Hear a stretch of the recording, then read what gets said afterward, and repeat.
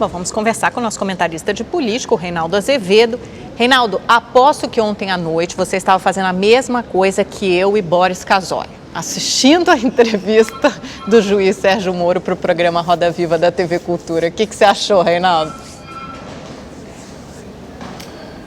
Boa noite, Amanda. Bem, eu acho que eu não surpreendo ninguém se eu disser que eu não gostei. E eu não gostei de várias maneiras, distintas e combinadas. Em primeiro lugar, ele jamais deveria ter concedido uma entrevista no dia em que a corporação judicial a qual ele pertence tinha negado o recurso daquele que é, digamos assim, o seu principal condenado, que é o Lula, né? Fica cheirando, obviamente, a uma pressão, né? Mas não deveria ter concedido uma entrevista dias antes, e o Supremo Tribunal Federal decidir, afinal de contas, que destinação dará ao habeas corpus de Lula. Também fica parecendo uma pressão indevida. Mas não só isso.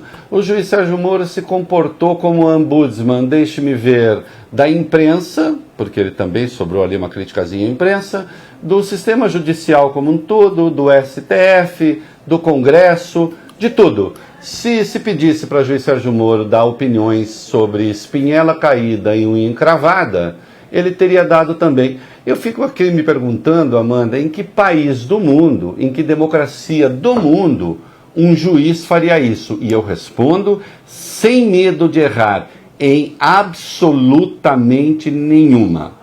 Isto é absolutamente impróprio, isso é absolutamente atípico, e, claro, absolutamente irresponsável em vários aspectos também, porque ele passa a fazer considerações sobre o processo, embora diga o tempo todo que não pretende fazê-las. E houve momentos realmente notáveis, né? Como quando, por exemplo, ele defendeu o auxílio moradia para juízes, do qual ele é beneficiário. E ele disse com todas as letras, esse auxílio moradia vale por um reajuste de salário. Opa! Eu tenho o juiz, então, que é considerado o símbolo da moralidade nacional, dizendo que o auxílio moradia está sendo usado num claro desvio de finalidade? E ele está justificando? Fosse só o dele, seria menos mal, mas o auxílio moradia custa 1,6 bilhão aos cofres públicos.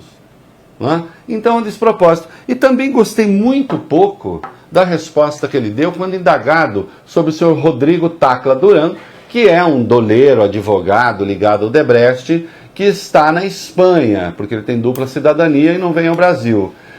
Esse doleiro fez uma acusação direta a um compadre do Moro, o senhor Carlos Zuccalotto, compadre de Moro, sócio da mulher dele, disse que Carlos Zuccalotto tentou fazer um acordo paralelo com ele para delação premiada. E a resposta do Moro foi encantadora. Em síntese, foi a seguinte: não devemos dar trela à conversa de bandidos. Oh, não me diga, mas qual delator da Lava Jato não é bandido? Então a gente dá trela à conversa de bandido quando os bandidos acusam aqueles que o Sérgio Moro quer que eles acusem. A gente dá trela à conversa de bandidos quando esses bandidos estão em prisão preventiva, que no Brasil vale por prisão perpétua. Agora, quando o bandido está solto, portanto com menos pressão do que quem está sob preventiva, e quando esse bandido acusa alguém do círculo de relações de Sérgio Moro, nem investigar se investiga, porque naturalmente o juiz que acha que pode usar como quer o auxílio moradia, também acha que as pessoas que estão no seu círculo de relações estão acima da lei. Foi realmente um momento encantador, né? De fato, muita gente se encantou. Para me encantar, precisa um pouco mais. Precisa, por exemplo, seguir a Constituição. E, para encerrar, ele fez uma pressão aberta contra a ministra Rosa Weber, tentando ali cabalar o voto da ministra Rosa Weber, o que também não se faz. A única coisa boa é que o juiz disse que há 2 ministros do Supremo que ele respeita. Rosa Weber, ela própria, e o Celso de Mello. Os 2 votaram contra, em 2016, a antecipação da prisão, a prisão depois da condenação em segunda instância, votaram contra a tese dele. Reinaldo, boa noite. O ministro Edson Fachin pediu reforço na sua segurança e disse estar sendo ameaçado. E daí, Reinaldo? Boa noite, Boris. Daí que ele deveria ter ficado calado. Porque se isso for verdade, quando ele anuncia isso, ele apenas aumenta as ameaças, né? Será que ele é a única pessoa a ser ameaçada no Brasil, o único juiz a ser ameaçado? Juízes são ameaçados, jornalistas são ameaçados, as ameaças existem o tempo todo.